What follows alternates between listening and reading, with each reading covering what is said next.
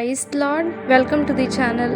In Jesus. దేవుని మహాకృపను బట్టి అందరూ క్షేమంగా ఉన్నారని ఆశిస్తూ ఉన్నాను. ఈ దినం దేవుని వాక్యం ఆదికాండం 46వ అధ్యాయం 3వ వచనం. ఆయన, నేనే దేవుడను, నీ తండ్రి దేవుడను, ఐగుప్తునకు వెళ్ళుటకు భయపడకుము, అక్కడ నిన్ను గొప్ప జనముగా చేసేదను.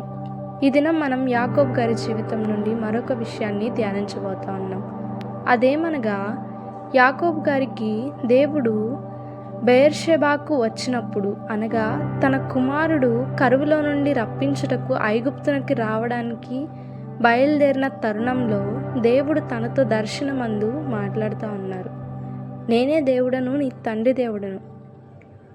దేవుడు ఈ దినమందు మనతో కూడా మాట్లాడుతూ ఉన్నారు.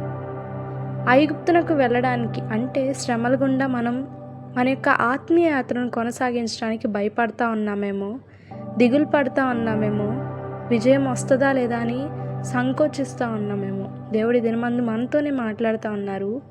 నేనే దేవుడను, నీ తండ్రి దేవుడను. మన పితరుల దేవుడు, నిజమైన దేవుడు, రోషం కలిగిన దేవుడు, వాగ్దానంను నెరవేర్చేవాడు. ఈ దినమందు మనతో మాట్లాడుతూ ఉన్నాడు. ఎక్కడికైతే నువ్వు వెళ్తా ఉన్నావో, ఐగుప్తు వంటి ప్రదేశంలో ఎక్కడ కూడా ఎవరికి భయపడకు, దేవుణ్ణి బట్టి ధైర్యం తెచ్చుకో, దాన్ని బట్టి నేను గొప్ప జనముగా చేస్తానని ఆ దినమందు యాకోబుకు ఏ విధంగా వాగ్దానం అనుగ్రహించాడో ఈ దినమందు మనకి అనుగ్రహిస్తున్నారు. అట్టి వాగ్దానం మనం పొందుకోవాలి. ప్రార్థించుకుందాం.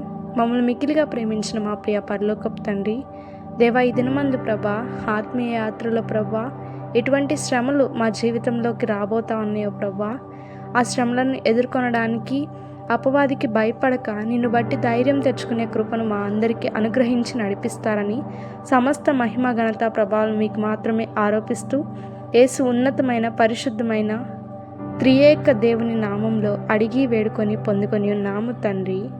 ఆమెన్. Praise lord.